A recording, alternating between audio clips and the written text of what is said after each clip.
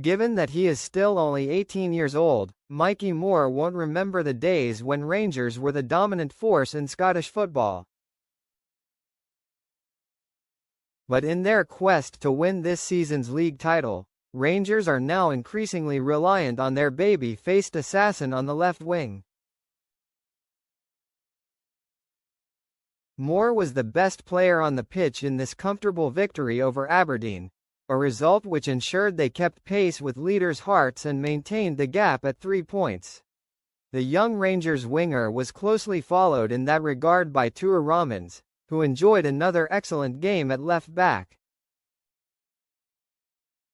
There is now a new dynamic to Danny Roll's team on the left side of the pitch, with Moore and Ramans operating in tandem. It was Tochi Chukwuani who set Rangers on their way to victory by scoring his first league goal for the club, with 3 further strikes from Moore, Nico Raskin and James Tavernier. Rangers carried a far greater threat in the final third than they had done over the past couple of weeks and, on this form, they will push Hearts and Celtic all the way. The ball will now be in Celtic's court to respond when they face Dundee United at Tannadice. But, in pursuit of the men in maroon, Rangers did all that was asked of them. Up against an Aberdeen team who offered precious little over the 90 minutes, Roll's men kept their foot to the floor. As the second half wore on, you started to wonder what the chances might be of these two old rivals playing in different leagues next season. Aberdeen are bang in trouble.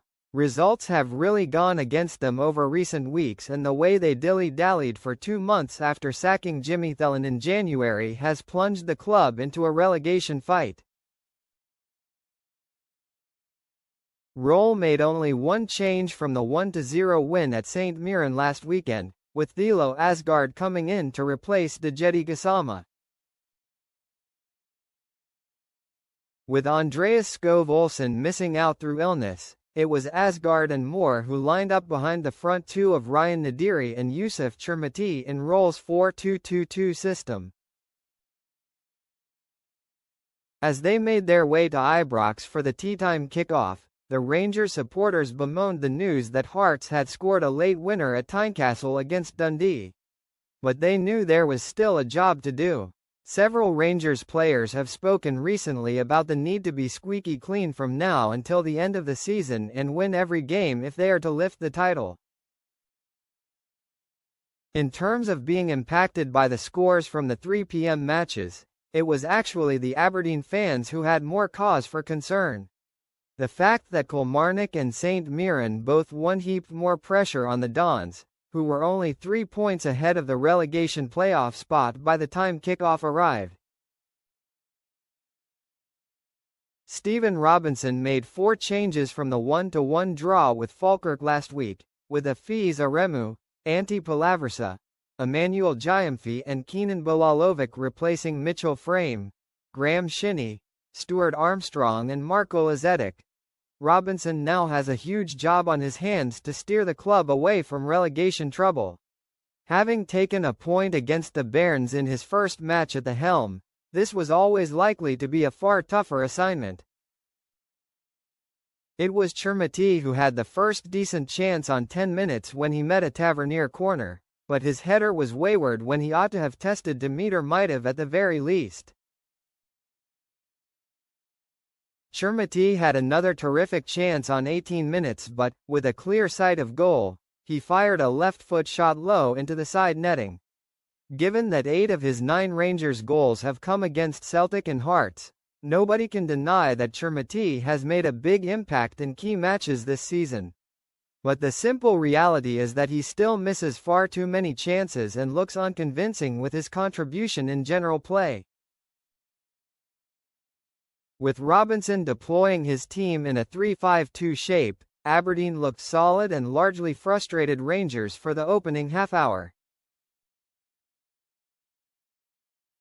Indeed, there hadn't been a single shot on target across the opening 35 minutes.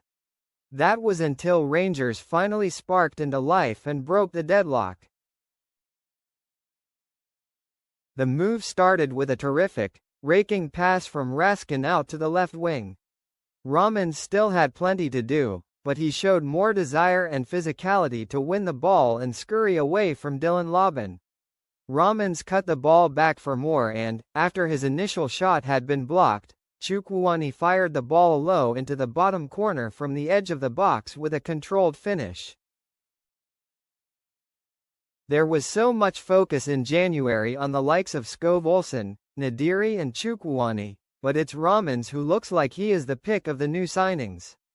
The Belgian left-back, who was signed for £4 million from Westerlo, scored the winner at St Mirren last week and was pivotal once again last night. Trailing by a goal at the break, the onus was on Aberdeen to come out and show more attacking intent. Robinson's side looked solid and compact before falling behind but offered nothing at the top end of the pitch.